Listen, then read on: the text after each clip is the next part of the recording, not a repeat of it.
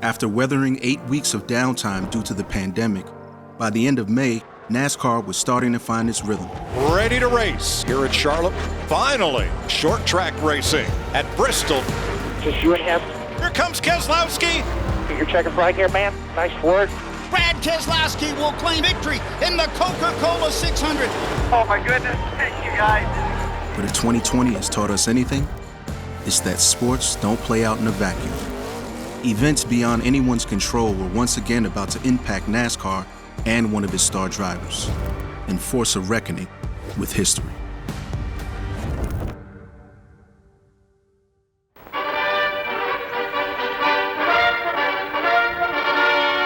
The drums roll and the trumpets blare. It's the day of days in South Carolina, the running of the Darlington Southern 500. NASCAR's a complicated history with race, let's be honest. NASCAR was a sport that was quite literally born in the Jim Crow South. The spirit of the Old South is here just the same.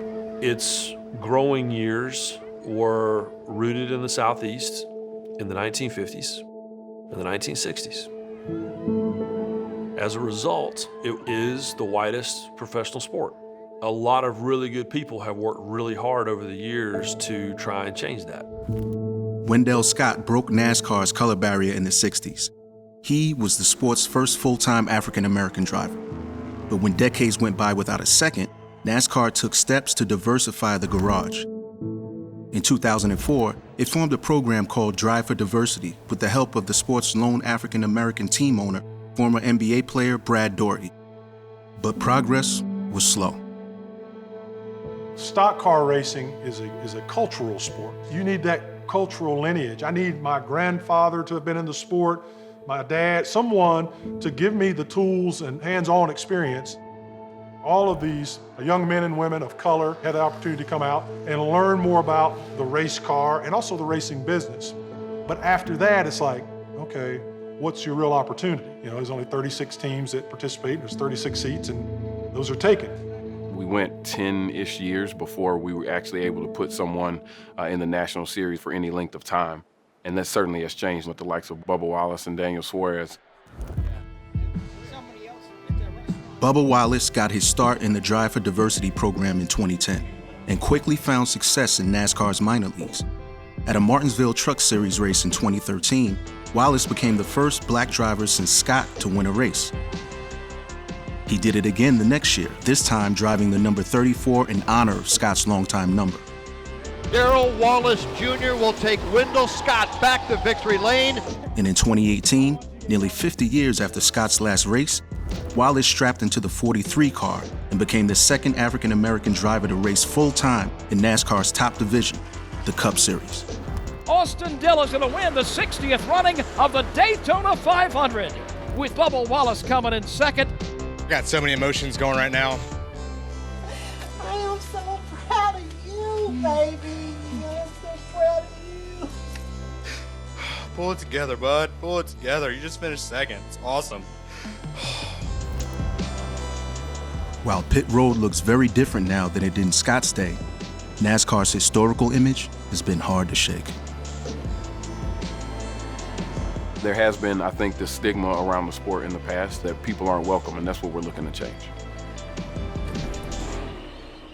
It was always going to take someone special in the right place at the right time to push it over that threshold. Bubba Wallace was not that person when he first got into a Cup car. There was a reticence on his part to discuss the fact that he was a black man competing in NASCAR. Yeah, you're gonna hear black driver, I'm gonna be labeled as that. I've never, looked at myself as the black race car driver and that everybody should treat me like that. And so there's no need to talk about it. I think he tried to shy away from that because he did want to focus on his performance. The last thing in the world you want as a race car driver is to be perceived that you are in a ride for any reason other than the fact that you're a great race car driver. Just like anybody is worried about hearing my granddaddy put me in the ride. I only got the ride because my mom is the CEO of this company, or I only got this ride because I came up through a diversity program. I believe that Bubba Wallace was worried about that. He wanted people to see him win races in the Truck Series, almost win the Daytona 500. He wanted people to see him do those things first before the conversation they had was, well, how'd you get here? And so as a result, he wasn't ready to discuss those things. Much like the rest of the world, he went through some significant change in the spring where the country was at that point. Made him feel as if it was imperative for him to come out and speak that way. NASCAR 2020 Under Pressure, streaming now only on MotorTrend.